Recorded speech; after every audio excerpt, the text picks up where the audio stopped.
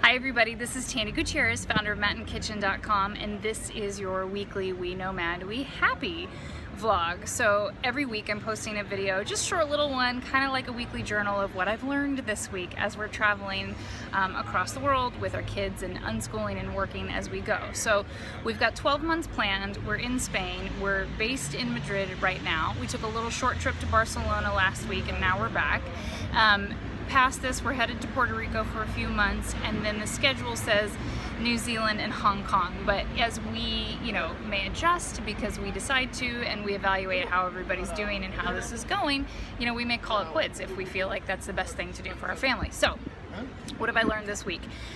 This video this week is going to be like the total sillies, okay? So functional things that are helpful if you really are traveling, but a little silly. One, everybody keeps asking about Barcelona versus Madrid. Madrid is much more like New York, much more pedestrian, has like an older world feel to it, and Barcelona is more like LA. So Barcelona was great. We intended to stay for 4 days. We stayed for 7.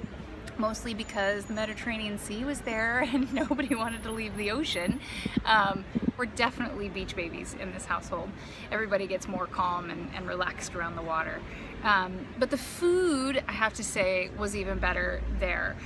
Much more, salad based and veggie based, excellent restaurants, really fun mezcal bar that had great tacos and guacamole for the kids and stuff. So it was really fun. But interestingly enough, we were all really happy to come back to Madrid because it's a little quieter, a little more calm. In Madrid, they're super cool about if you don't speak Spanish and willing to work with you. In Barcelona, they looked at us like we were crazy when we tried to speak Spanish. Everybody speaks English, and they're like, English? So those were like the main components and differences of it. What are the other fun, silly things that we learned this week? Okay, a little bit of a bathroom edition, okay? So nobody says, donde está el baño? You don't ask where the bathroom is, you ask for aseos, or toilets, or the washroom, or the wash closet. That's number one. Number two, they don't have, paper towels anywhere, and that's, kind of a big city thing and just really good in general for the environment. They have hand dryers, but the hysterical thing in Spain is that none of the hand dryers work. So after, we've been here 6 weeks, I'm like, okay, this is for real. Like, you walk out with wet hands anywhere. So if you're traveling, I suggest taking a scarf or a handkerchief in your bag so that you have something to dry your hands on, because the boys and I are constantly walking out with wet, soaking wet hands. The second piece to that, I used to do this in New York as well. Anytime you're in a big city, especially with kids, and you're trying to find a bathroom, that's kind of the thing, right? They don't always have toilet paper. And so I used to always carry, extra tissue, Kleenex with me. And I had to invoke that again here. It has saved us many times. Not to mention that in bigger cities and when you're like on the move with kids and younger kids, Sam's cracked his eye open already while we were here. A little bag of Band-Aids and that little mommy first aid kit goes a long way, especially when you don't speak the language. So kind of the potty edition of Wenomadwehappy, what we've learned. Another thing that's a little silly, they're driving where you walk here in a lot of spaces, and the Oklahoma born and bred girl in me goes, what? How does this work? But it's totally safe and navigated in this beautiful way. It's like cars go slow, people kind of move out of the way, and it's kind of weird, but it works. And on top of that, ain't nobody in a hurry in Spain. This is a huge family life lesson for us. So even though I teach it, right? I teach patience and kindness and backing off and slowing down on the mat in order to get more results for your body. We teach what we need to learn.